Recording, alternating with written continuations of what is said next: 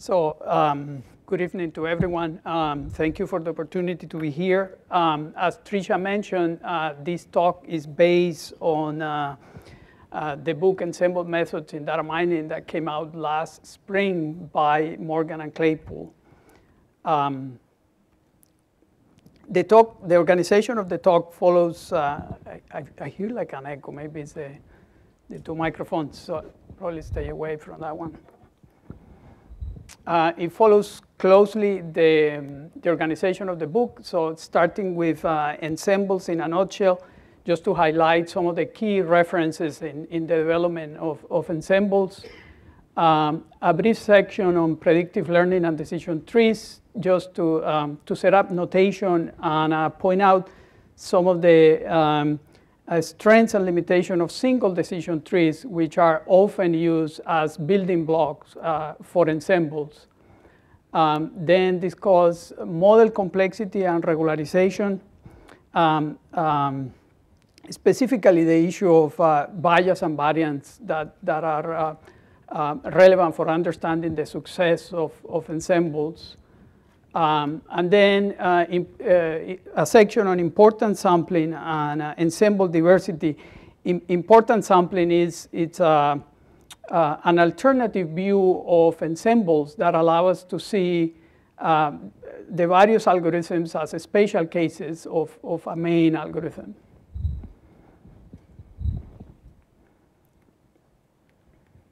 So in a nutshell, ensemble methods are what are called algorithmic statistical procedures. Namely, there's no attempt to explain how the data was generated.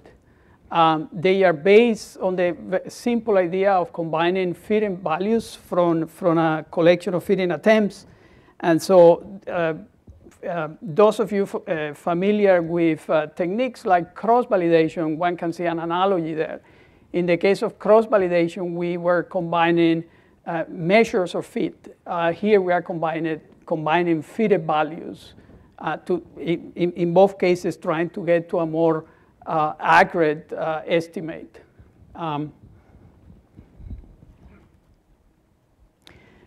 Ensemble methods are loosely related to iterative procedures and bootstrap procedures, so we'll see that typically, the ensembles are built in an incremental way, and the notion of bootstrapping, of getting different samples of the data plays a role in all the algorithms.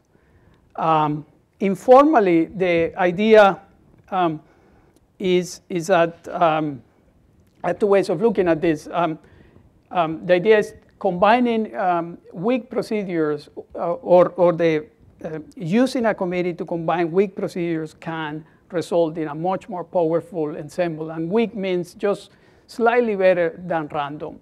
In a statistical jargon, what we want to do is to combine a low bias, namely a very flexible model, but that it has high variance. And so conceptually, the averaging effect of the ensemble is going to reduce the variance of the classifiers.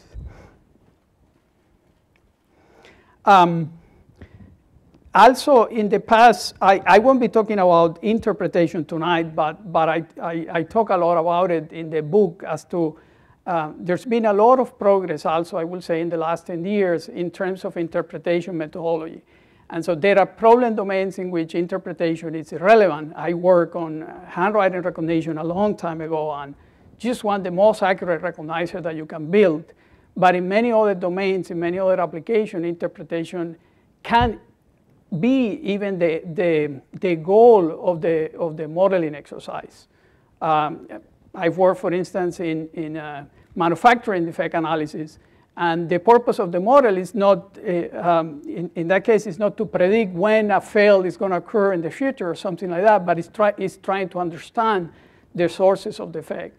So the ability to build a model and then use interpretation tools to understand the process, it's important. In terms of timeline, some of the key references related to the development of ensembles, So I mentioned that decision trees are very commonly used as a building block. And of course, the classic reference is the book known as CART for classification and regression trees that is now 25 years old. That's amazing. One of the earliest procedures to exploit, successfully exploit a combination of trees was bagging by Professor Breiman. Then an extension of it followed that is called, that is known as random forest, that it adds a stochastic component to the algorithm. The next important milestone was the publication of the Adabus algorithm, which interestingly has some roots in hedge fund allocation. Many experimental papers follow the publication of the Adabus algorithm, but the reasons why Adabus was so successful kind of remain largely a mystery for a while, until the publication of this paper, A Statistical View of Boosting, that show that Adabus was fitting an additive model minimizing an exponential loss, which we'll say a little bit about loss functions in a minute. The exponential loss is just an upper limit on misclassification error. And then another important extension happened with the publication of the gradient boosting paper, because it allows to extend the boosting framework to other loss functions beyond the exponential loss. And then more recently, the theory of importance sampling, which I'll be talking about, as I was saying, give us like a unified view of all these algorithms. So bagging, random forest, Adabus, gradient boosting can be seen as special cases of a single algorithm. And this is very useful because this unified view clarifies property of the algorithms and suggests improvements in terms of improvements of speed and improvements of even accuracy.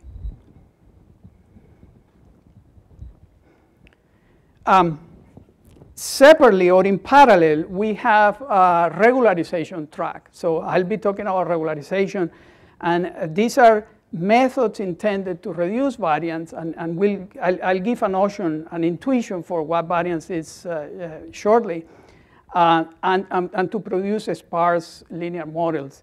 And regularization it's important. Understanding regularization is important for understanding the success of ensemble methods. Professor Breiman again had one of the earliest publications with a penalty known as the garrote. All these regularization algorithms tend to add a penalty function to the criteria being minimized, a function that sort of penalizes for more complexity in the model. And so therefore there's a connection with earlier work on things like weight decays, for those of you that did neural networks in the 80s, like me, and things like ridge regression. So there's a connection with that prior work. The lasso is probably better known than the garrote. The lasso stands for least absolute shrinkage and selection operator, and the emphasis on selection. So the lasso penalty have this property that allows many of the coefficients of the model that is being fit to remain equal to 0. And so that's what we mean when we say sparse models. Then the Lars algorithm by Professor Efron, allows an efficient an iterative calculation of the lasso solution for one particular kind of loss function. And then the path seeker algorithm of Friedman extended that. It takes a gradient-based approach and extends or allows for, again, an iterative solution but now for a variety of loss functions, not just the least square loss function. We'll see a little bit about the elastic neck as well, the elastic neck is a different kind of penalty. So there's the realization that which is the appropriate penalty for your problem is unknown in advance. And so when we choose to use lasso versus, say, a penalty like reach, we are making a kind of an arbitrary decision. The elastic neck bridges those two extremes between the lasso and reach. And then more recently, this paper, GLMs via coordinate descent algorithm. So this work supersedes this the past-seeker work, and it's a very, very efficient way of computing the regularized solution for very, very large problems. So it's not difficult for these coordinate descent algorithms to deal with 1 million predictors. And the GPS algorithm then, it also allows to go into the non-convex penalties. So if you want to imagine, we have non-convex penalties that have a shape like this, and we have the lasso, which is the absolute value of the coefficient, which has like a V shape, and then we have reach, which has like a parabolic shape. And so the GPS algorithm allows us to optimize with non-convex penalty functions, and that's appropriate in what are called very wide data sets. Like they come, for instance, in the genetic research, where you could have perhaps a few hundred rows and thousands of columns. And so for those kind of problems, non-convex penalties are desirable. Finally, rule ensembles is probably today the most interpretable version of ensemble methods. So the building blocks or the primitives of the rule ensembles are rules, are if-then rules. So they are human-readable rules that they are derived from the data. They are not man-made, but because they are just if-then rules, they are very interpretable.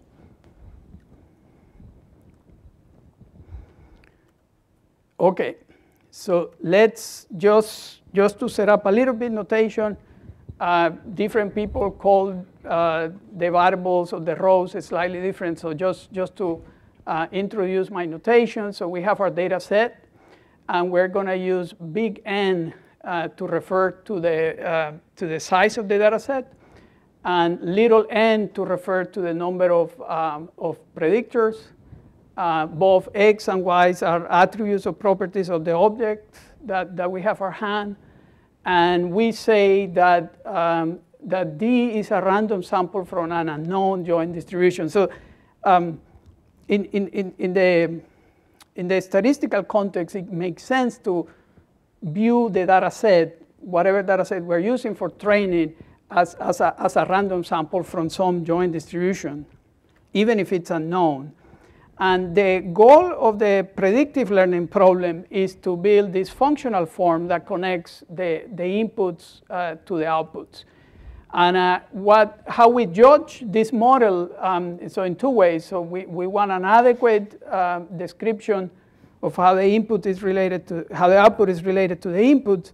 And adequate usually means the most accurate. But I also want to emphasize the interpretability, as I was mentioning, that in some contexts, the interpretability of the model is paramount. So in some cases, even for legal reasons, the model has to be interpretable.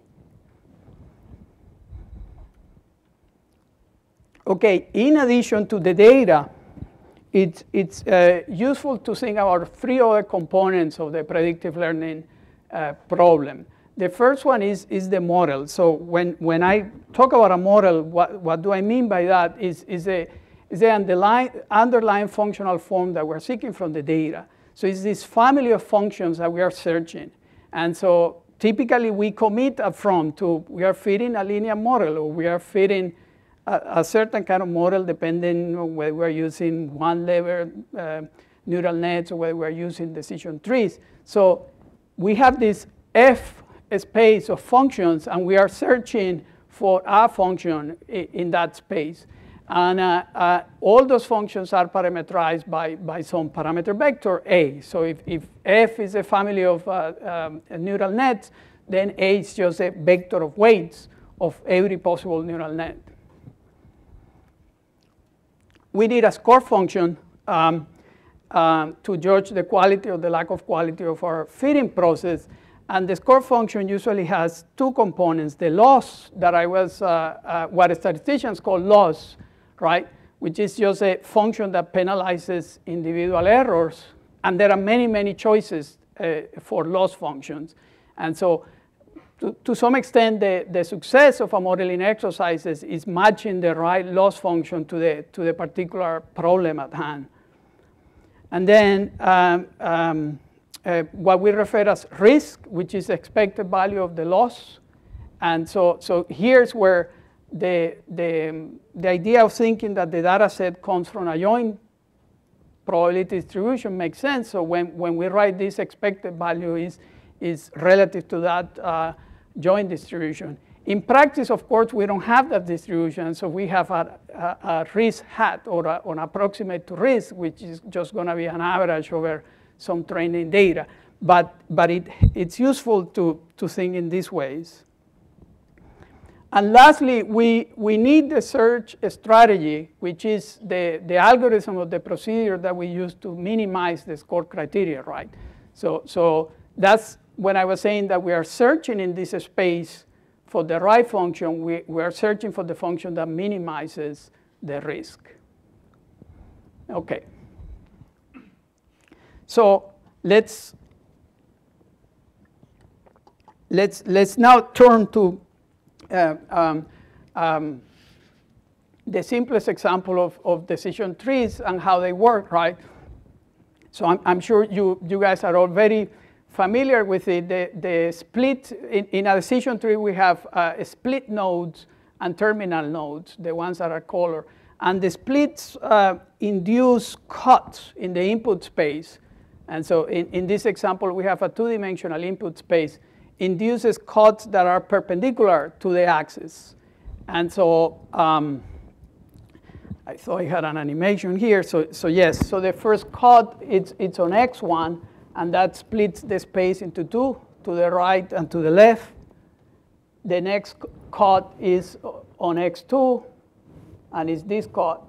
And the process continues, and at the end, what we have is this collection of regions. So what we have is this piecewise constant approximation to the decision region. In terms of analytically, the model that is being fit is, so these I functions are what are called indicator functions. So they are true if, so I sub A of X is true if X belongs to that set. So there is an indicator function for every region. And for every region, there's also associated a constant, which is sort of the height of each of these plateaus. So functionally, we see that a decision tree is an additive models on these indicator functions. And it helps to write it like that, because when we look at ensembles, we're going to see that we are just replacing these indicator functions with something else, or when we do rule ensembles as well. In terms of the score criteria that are available for trees, there's a variety. And so if we wanted to use, for example, LAD of least absolute deviation, that's the well-known expression for it. And so now we once we pick a loss, we can write the expression for risk. And so as I was saying, is risk hat because it's an approximation to it. So it's just the average. And then the search criteria is to find, we want to find the tree that minimizes that risk. And so in terms of the picture that we had before, so we have to finding a tree is equivalent to finding the regions and finding the constants.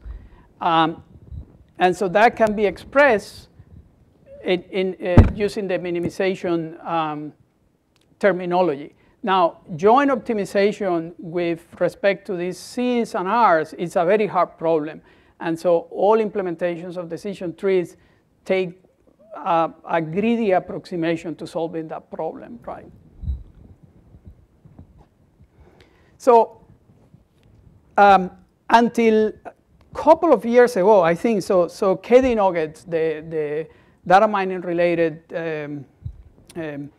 let's say, news site that most of you, I'm sure, are familiar with, once a year they have this poll about which is the algorithm that people use the most. And we saw the reference for CART, which is 25 years old. And I believe until 2 years ago, CART was still the most commonly used algorithm in data mining. And so why is that? And so I believe the main reason for that is that decision trees have several highly desirable properties. So some of them are, they have this intrinsic ability to deal with irrelevant inputs. So decision trees, by the process of searching which variables to use for the split, they can discard the variables that are irrelevant and just use a split on the variables that are relevant.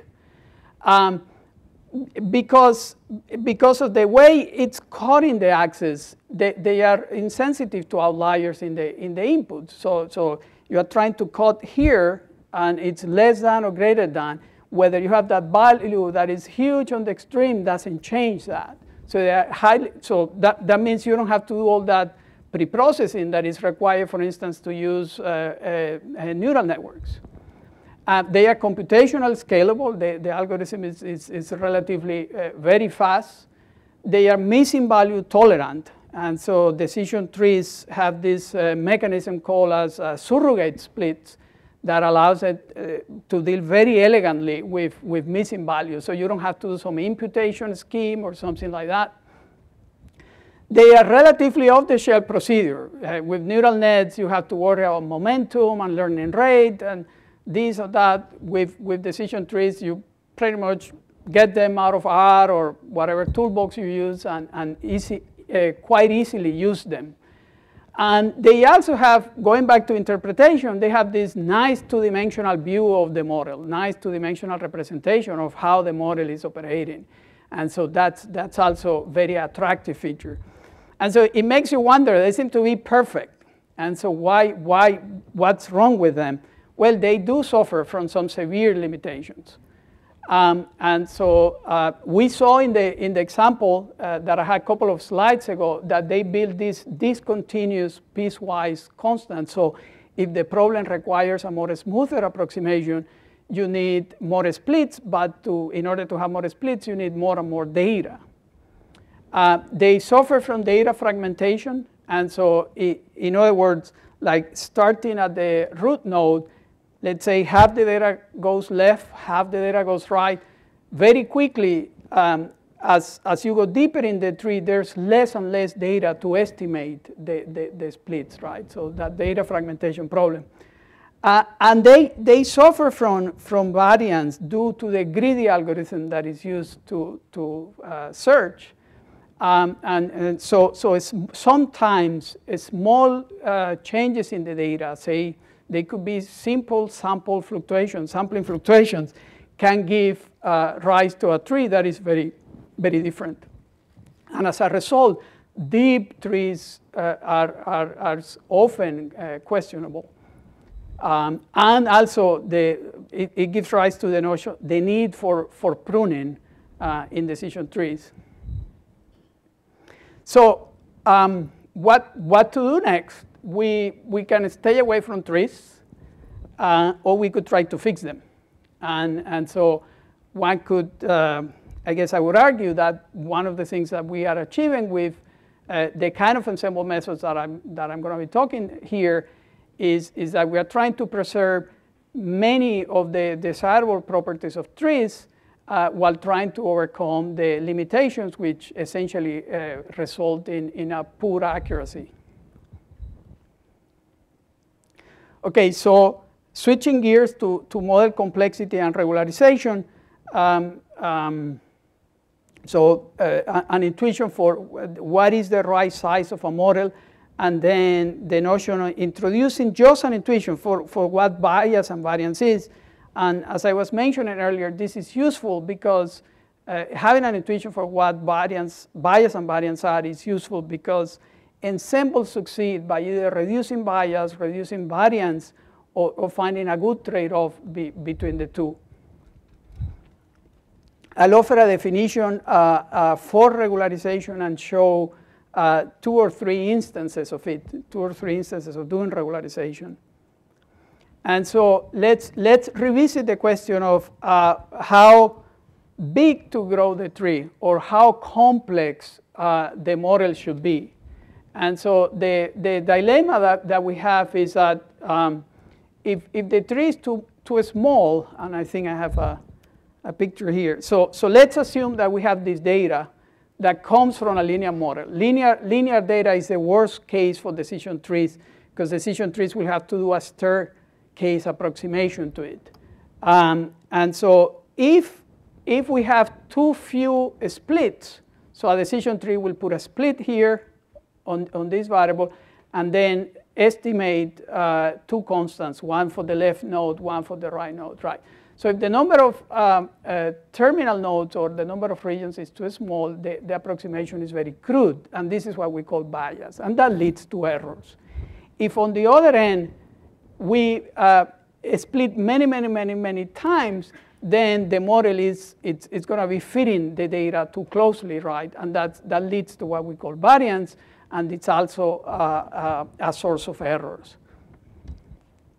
So we need to find that trade-off between bias and variance. Schematically, bias and variance can be visualized in the following way. So imagine that you are in function space. So every point here is a function. And this is the truth but a known function that we are trying to approximate. We don't really see the truth. We see realizations from it. For either the measuring equipment is insufficient or for a variety of reasons, we don't get to sample from here, but this is what we get. So this epsilon stands from some noise that is added to it. And the blue circle, it's meant to represent the sigma in this error. So if we do this, I collect one data set, collect another data set, the spread around the truth of all those realizations is represented by the radius of this blue circle. Separately, we have the model space, and so this is where we are. This is the type of model that we're trying to fit, and the truth may or not belong to that model space.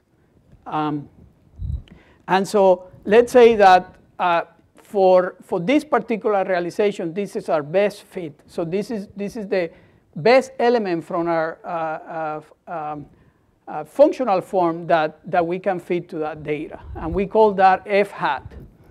And if we repeat that process many times, I don't think this animation came in the way that I wanted. So there's another realization, and there's another fit, another realization, another fit. Then we can compute this average model that we call f bar. And so the distance between the truth and this average model is what we call model bias. And so the radius of this circle, as we were repeating the different fitting instances, is what we call variance. And so we'll come back to this picture after we say a few words about regularization to see how regularization comes into play in the context of this picture. So what is regularization? I came across this definition by Rosset from his Ph.D. thesis that I like a lot. I'll give you a few seconds to read it.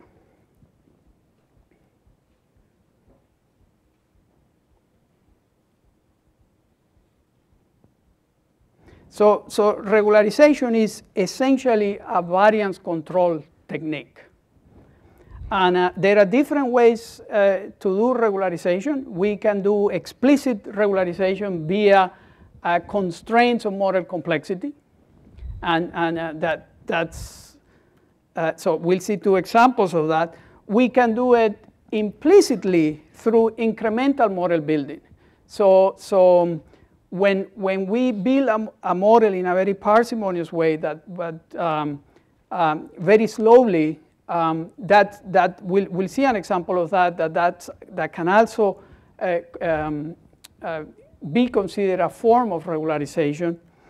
And implicitly through the choice of the loss function, so there are some loss functions that are less sensitive to outliers, and to the extent that outliers introduce variance in the parameter estimation process, having a good loss function, it's a form of regularization. Going back to constraints of model complexity, just a remark that in optimization, constraint models can be equivalently cast as penalized models. So when you say, I want to optimize this criteria subject to these constraints, that can also be recasted as, I want to optimize this new criteria that has a penalty added to it for the constraints. So the first example of regularization actually comes from decision tree pruning. And so the cart paradigm to decision tree pruning, which is very different from, say, the C4-5 algorithm that is also out there. What it does, so remember, we have our expression for risk, and we're trying to find the tree that minimizes this risk. In cart pruning, a technique that is known as Cos Complexity Pruning, we add this term, this alpha P of t, where P of t is a penalty on the size of the tree. And so, this vertical bars is the size of the tree, so analogous to an L0 norm.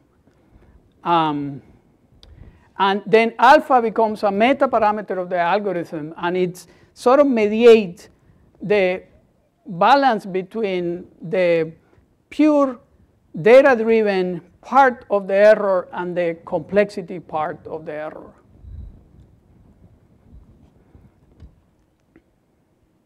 So again, the complexity term, this term, penalized for we know that higher complexity leads to higher variance, so it penalizes for that, the increased variance associated with the more complex model.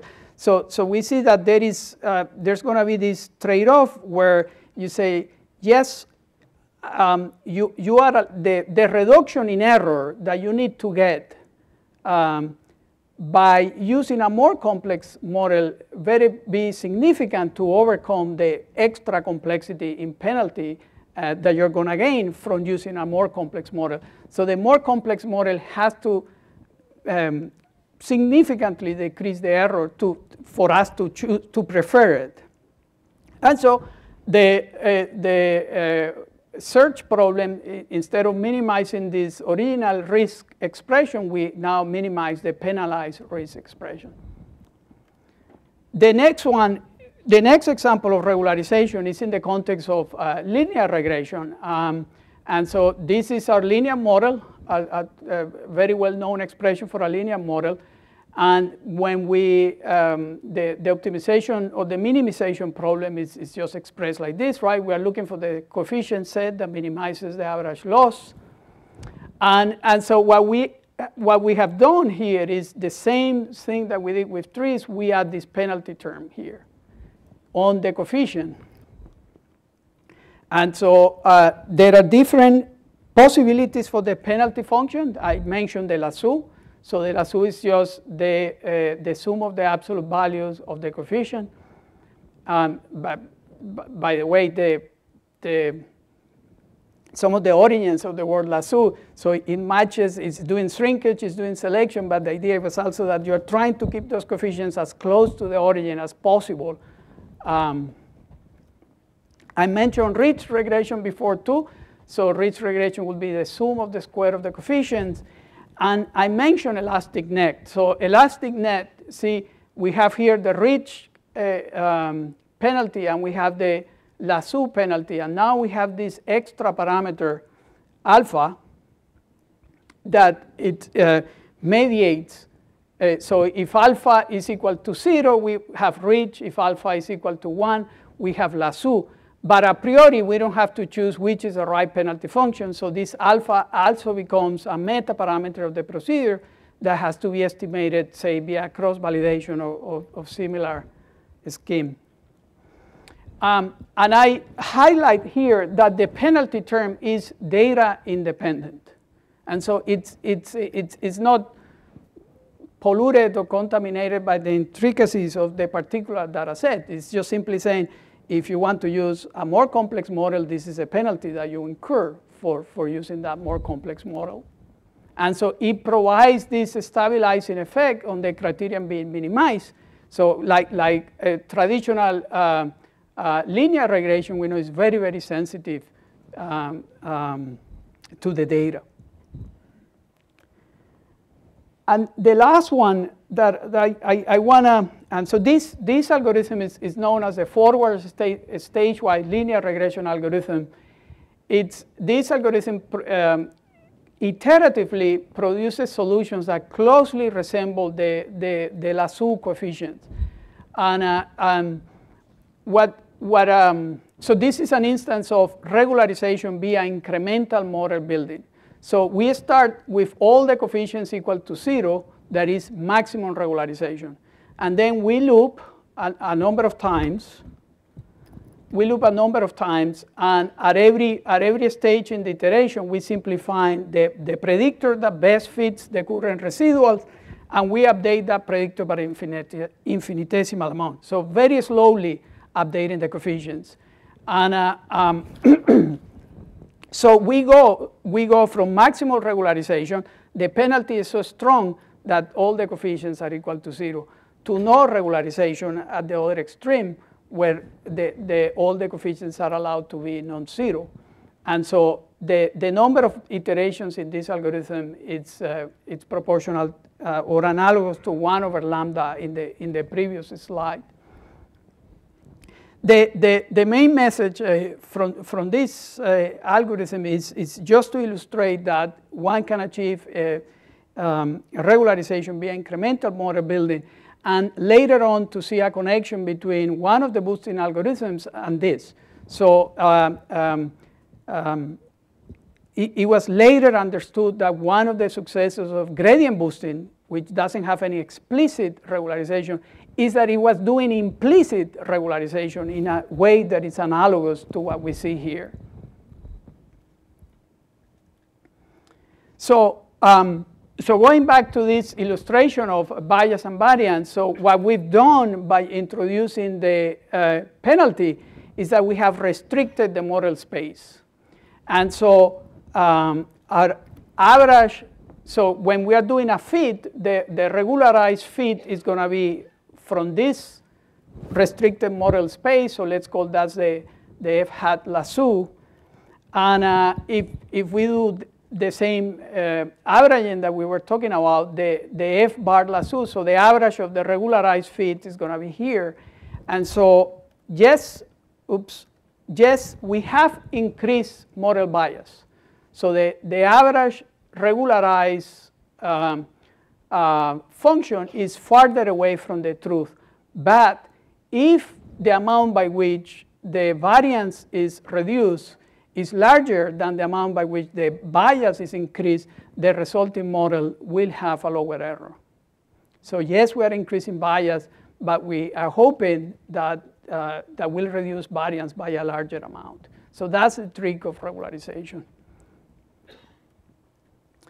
Okay, and so now switching to ensembles.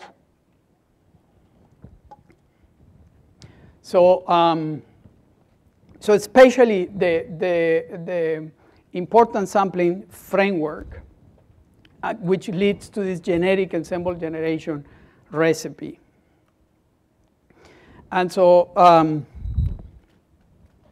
from a model perspective, the type of ensemble methods that I'm talking here, they just look like, see, we had a very similar expression for decision trees like this. So it's an additive model in some space of basis functions. And additive models like this are so common in many other learning algorithms, right? You could think of a neural network just like that. The output layer of a neural net is doing an additive model on the hidden unit. So the basis functions are provided by the hidden units. In signal processing with wavelets and so on. They are everywhere. So there's nothing special here. The T sub m's are the basis functions. I'm using the T to hint that they can be trees, but they can be anything. So essentially what we have is a linear model in a high dimensional space of nonlinear functions. It's going to be convenient to parameterize or make explicit the parameters of each base learner. So instead of using T sub m here, I'm going to make explicit the P sub m, which are the parameters associated with each base learner, right? So again, if T's are neural nets, P sub m is the vector of weights associated with each neural net. If T's are trees, the P sub m represent the splits definitions and terminal node constants associated with each tree. And so, so we have this, the space of all these possible P points as the space of base learners out of which we're going to draw elements to build our ensemble. So like in the case of the decision trees, we are trying to do a joint optimization with respect to the C's and the P's. And that's a very difficult problem, so we take a two-step approach. We first choose the points P sub m, and we want uppercase M of them. So in other words, we're selecting a subset from that space. And then after that, we are going to fit the coefficient C sub m via a regularized linear regression step. So the progress, it's going to come from allowing a more relaxed search in the selection of those P sub m, because we have the confidence that then we have this post-processing that is going to be able to filter out the irrelevant P sub m's that might have seeped into the process. So that's it. That's the general view of ensemble generation. And so how does important, so the question that we need to address is how to choose those points P sub m's. And we know which ones are good. We know them when we see them. A set of points P sub m is good if the resulting model that we build gives a good approximation to the truth, right? So the theory of importance sampling makes the following connection, that our functional form, so this is the functional form of the model that we're trying to build, it can be seen as a multidimensional integral. And those techniques, numerical integration techniques, can be used to find approximations to it.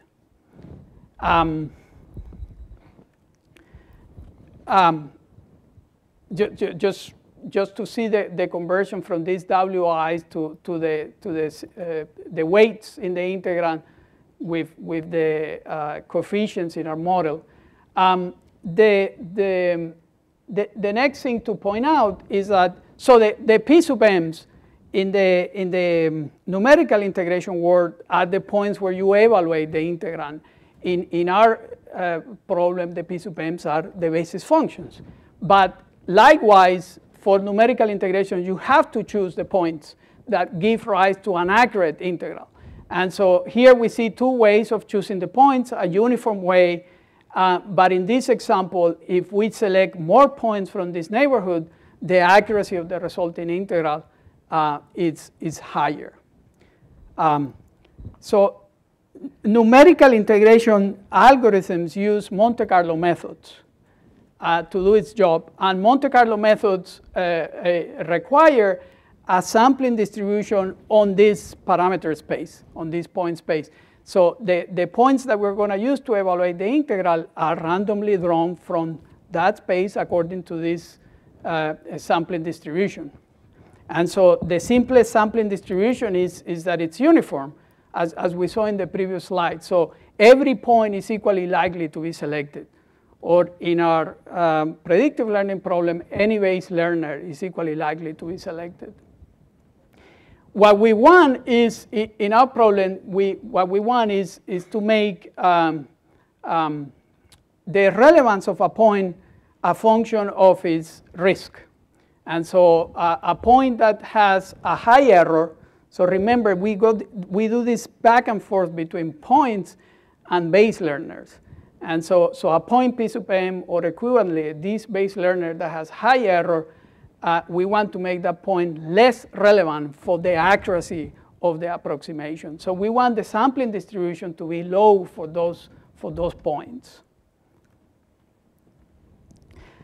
In numerical integration, there are also the issue of whether the relevance of a point is judged in a standalone way or using the group of points that are being selected.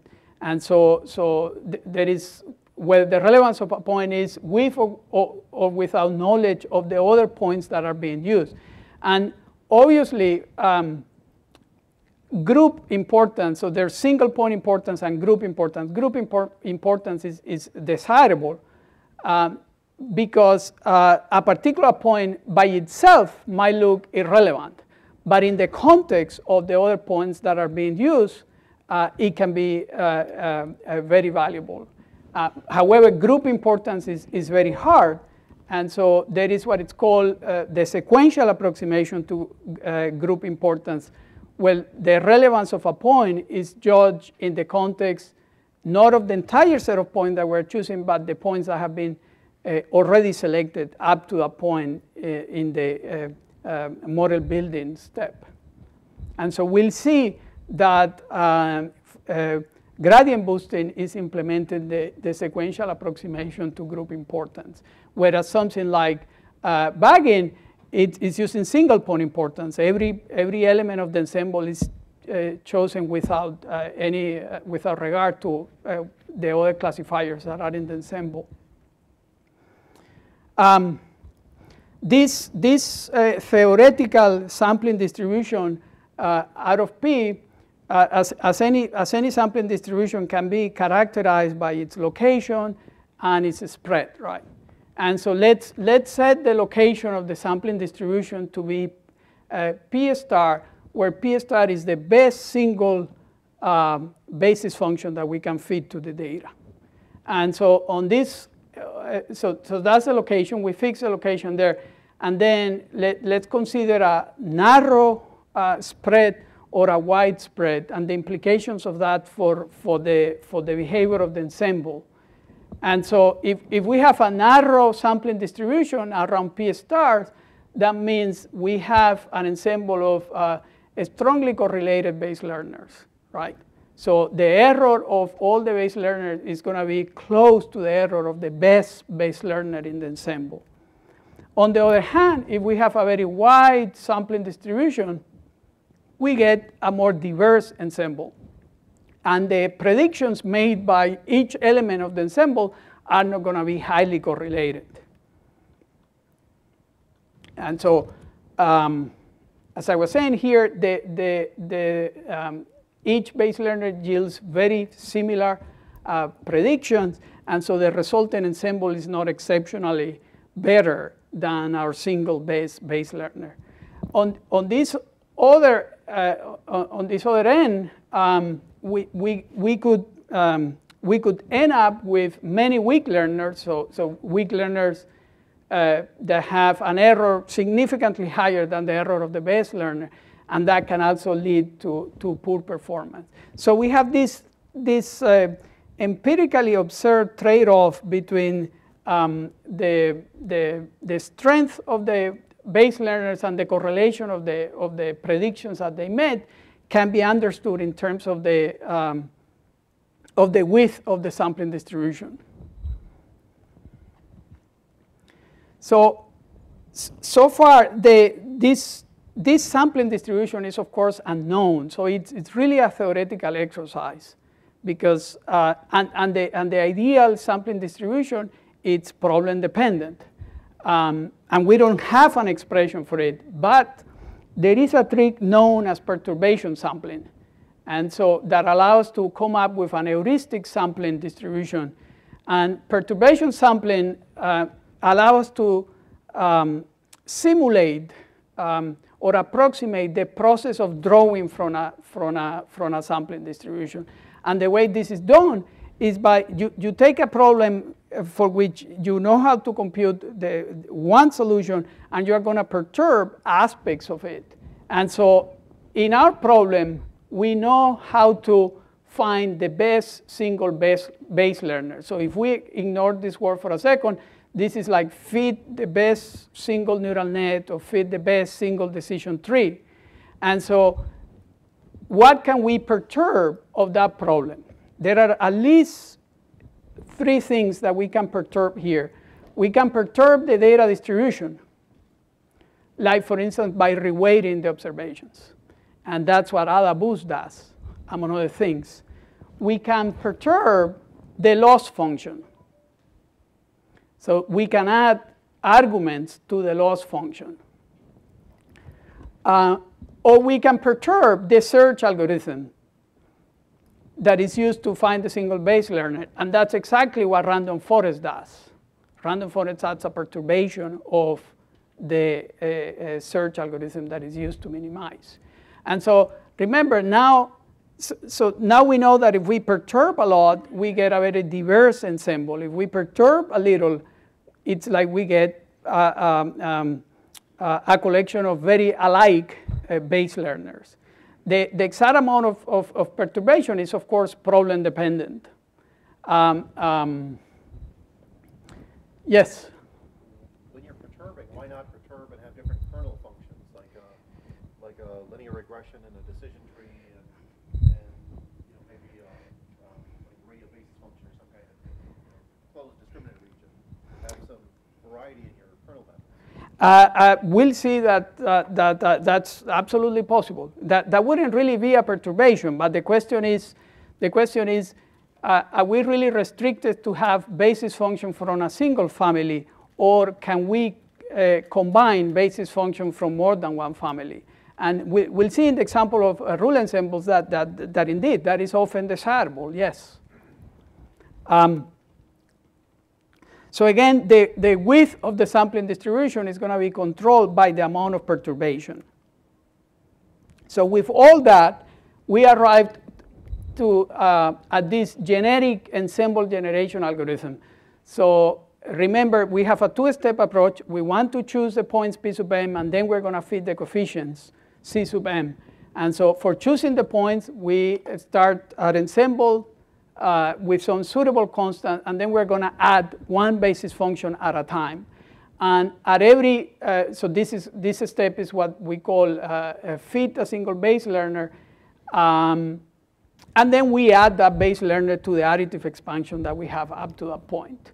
And so what controls these algorithms? We have the loss that we talk about here. We have eta that is going to control the sample that we use to fit every base learner.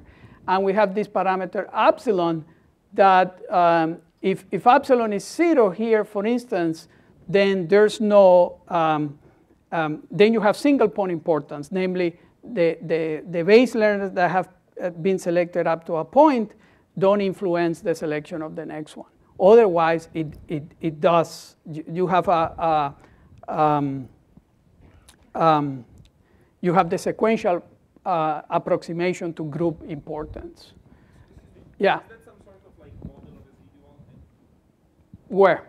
Your update there, FN. Yeah, if you word this, if you expand this out, it's just this f sub m minus 1 is the model that you have up to that point in time. So at iteration, say, m, you're asking the loss function to predict whatever has not been predicted up to there? Yes, good point. So if epsilon is not 0, yes, every base learner is not being fit to the original, but you could think of it being fit to the residuals, namely, yes, what can I add to the ensemble that contributes the most, as opposed to being fit to the original targets without that consideration. And so, as I was saying, eta controls the size of the random sample, and so it impacts ensemble diversity. So if every ensemble is built to 20% of the data or 50% of the data, as I was saying, if we expand this f sub n minus 1, this is the ensemble that we have up to n minus 1, and we have this epsilon here. So if it's 0, there's no memory.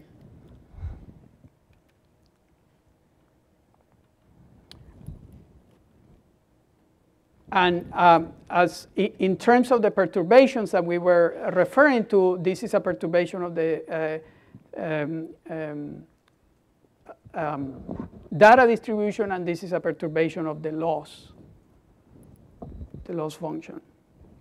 And then the second step is just to fit the coefficient. So once we have the m basis functions, we are going to solve this equation in the same style that we were seeing in the linear regression problem before, with a penalized regularized regression. It's very interesting to observe that regularization here, so I mentioned earlier when I offered the definition for regularization as primarily a variance control technique, that here we can also say that regularization is helping reduce bias for the following reason. So because we have this post-processing stage, we allow ourselves a wider exploration of the basis function, so we are allowing more flexible models to be explored, because we feel secure that in the post-processing stage, if something that came into the model that say was fit to a small data sample, and so it just fit into some noise, that we can weed it out. And so from that perspective, regularization in this stage is also allowance to reduce bias. And there are now, I mentioned the reference to the GLMs via coordinate descent, very, very fast algorithms for a variety of loss and penalty functions here. So we can, whether we have if we have a classification problem, the loss is going to be here. This is going to look like a log likelihood. If we have a regression problem, we can use the Hoover loss. We can use the Hinge loss, depending on the problem. And these algorithms can solve that very, very fast. And so we could have, say, built an ensemble that generated tens of thousands of basis functions, and then feed that into a post-processing stage to end up with an ensemble that may have, say, 1,000 base learners only. So with that, let's just look quickly at two known algorithms, bagging, and see them next to this generic ensemble generation recipe. So bagging originally was using the square error loss. Epsilon is 0 in the case of bagging, so there's no memory. Eta in the case of bagging is set to n over 2. Actually, the original recipe of bagging called for size n bootstrap samples, but that can be shown that it's equivalent to size n over 2 without replacement.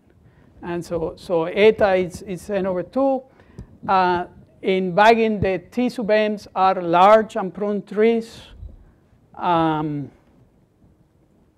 the coefficients are not fit.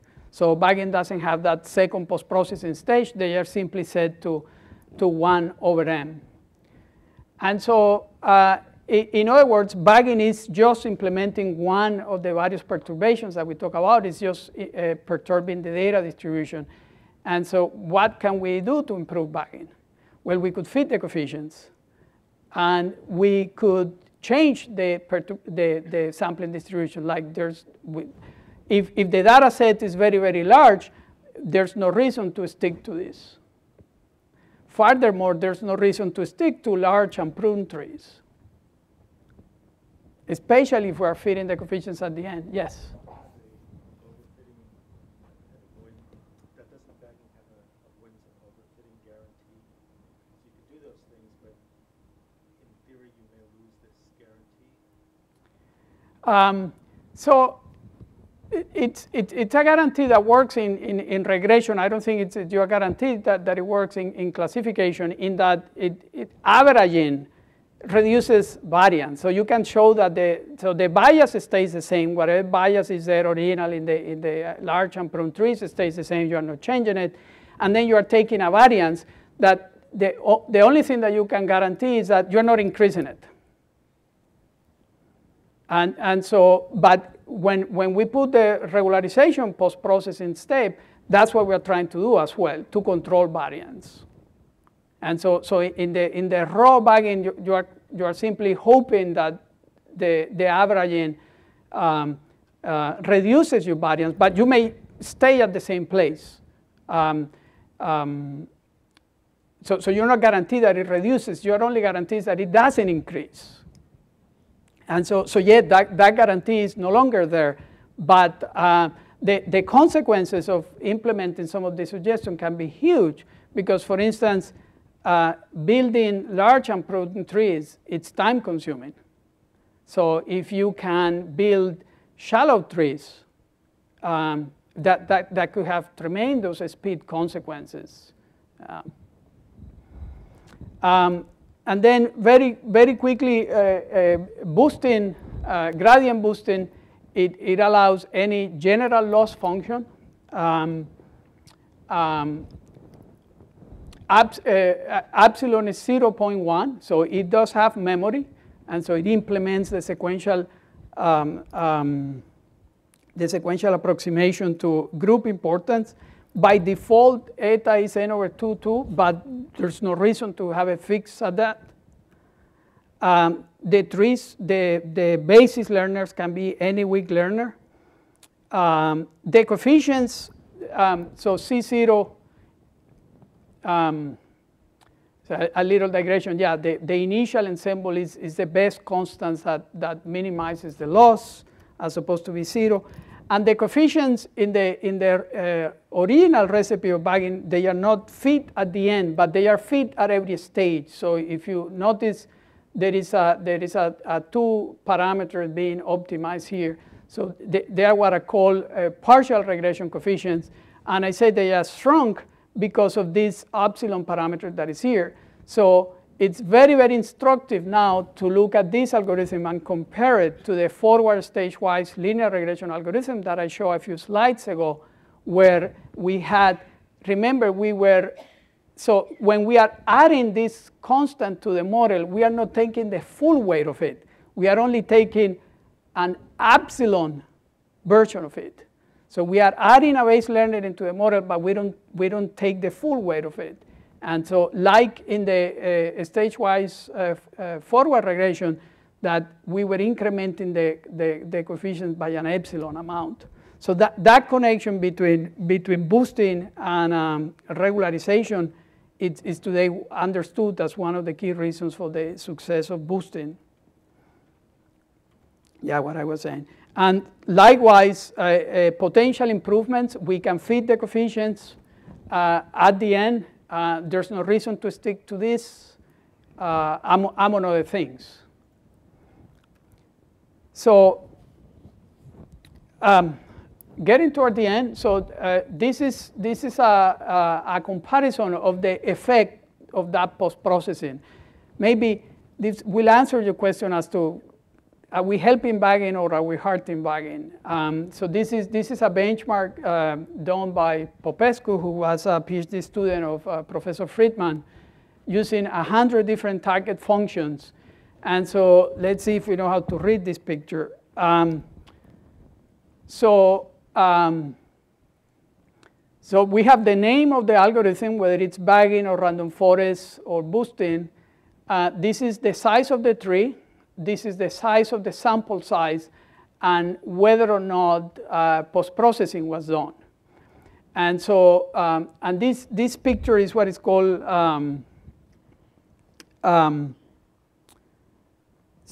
so after you get a 1 if you are the algorithm that has the lowest error. Otherwise, you get a fraction over 1. And so, so we see that that bagging, that overall bagging is more accurate than random forest. There are problems where bagging is worse. There are problems where random forest is worse. So there's no universal statement. But over this benchmark of 100 different types of functions, and that is intuitively correct because we know that random forest is doing more perturbation than bagging is. Random forest is doing the same data sampling perturbation, and in addition is perturbing the minimization algorithm. So without the post-processing, one would expect random forest to be less accurate than bagging. And so this is, and so right next to here, this is bagging with shallow trees, so 6 terminal node trees, and with post-processing. And likewise, this is random forest with shallow trees and post-processing. And so we see that in both cases, particularly in random forest where there was a wide perturbation. Remember, if we do a lot of perturbation, we want the post-processing to improve after that and the significant effect. This is boosting. Now I'm not sure whether this P here is correct. So this would be the default boosting with no P, and this is with the post-processing. So even the post-processing, even in the case of boosting, the post-processing helps boosting less than the amount by which random forest and bagging are helped. And again, the implications of being able to build shallow trees instead of deep trees and being able to fit, say, 5% samples instead of 50% samples are enormous in terms of speed and memory management. There's also, we can separate these two sets of algorithms between parallel and sequential, right? The boosting-based algorithms are implementing the sequential approximation to group importance, and which is more appealing, and we see that gives higher accuracy. On the other end, the bagging and random forest version of the algorithms are implementing single point importance. But the advantage on the other hand, is that you can totally parallelize an algorithm like bagging and random forest, whereas you cannot parallelize in the same way a boosting-based algorithm. So we see that sequential or group importance is more accurate than single point importance. But I wonder, this is an experiment that I haven't been in a company that I could run, where by virtue of the parallelization, whether you can choose so much more data that you overcome the advantage that the sequential algorithm had. Okay, and so lastly, rule ensemble. So if we go back to the original picture of the decision surface that a tree induces, so we had something like that, and every region can be expressed as a path from the root node to a terminal node, right?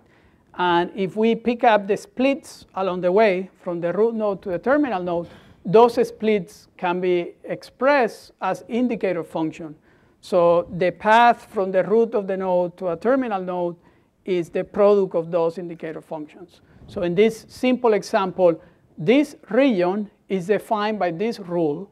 It's a binary rule, a 0-1 rule that says it's true if x1 is greater than 22, so I'm on this side, and x2 is greater than 27, I'm on that side. And so likewise, all the other regions can be expressed by those kind of rules. So so what we're going to see is that we are going to use these rules as the base learners. And the main motivation, again, is interpretability, because we can read these guys. And so the general form of a rule ensemble is just the same additive model that we've seen in the case of trees or in the case of ensembles, but our base learners are these rules. And this is to Greg's point. Even with this rule, the decision boundary rate is still going to be piecewise constant. And we mentioned earlier that linear functions happens to be the worst case for these kind of rules. But nothing prevents us in this framework from throwing those basis functions in the model as well. So this is an example where we combine a basis function from two different families. And then the fitting process. So the fitting process, we need to find the A coefficients and the B coefficients. So this is our standard linear regression problem, and we add the penalties. So we had a penalty for the coefficients of the rules and a penalty for the coefficients of the linear terms. I think this is another attractive aspect of what's going on here is that so this one way of building this, generating these rules, generating the set of rules. So we could try to generate them from scratch, but one can also take advantage of a tree ensemble as an intermediate step to generate the rules. So the way this algorithm goes is, say you build a boosting-based ensemble, and then you take all the trees, let's say you go 2,000 trees, and you break them into pieces. Remember, every tree generates rules. So you disassemble all the rules, and you put those rules. Now is the space on which we're going to do the regularized regression. But we have the new fast algorithm. So even if we have 20,000 rules, we feel OK. And in that way, we can also control the complexity of the rule. So we could generate, if we want like main effects functions, we could generate trees of two terminal nodes. So very simple trees, just main effects. If we suspect that there are only second order interactions in a function, then we limit ourselves to trees of depth 2 to allow for second order interactions. And so on. And so controlling the depth of the tree during the tree ensemble generation steps, it directly allows to directly control the interaction order of the function that is being built, of the function of the model that is being built. And that's the end. Hopefully I didn't do too bad on time. Thank you for your patience. To close, ensemble methods have been found to perform extremely well in a variety of problem domains. I don't think I need to say that, right? You heard about ensembles in many competitions. And they have shown to have desirable statistical properties. The more recent research brings together important foundational strands of statistics, and that I think is very cool. And even though the emphasis is on accuracy, I mentioned a couple of times, significant progress has been made in interpretability.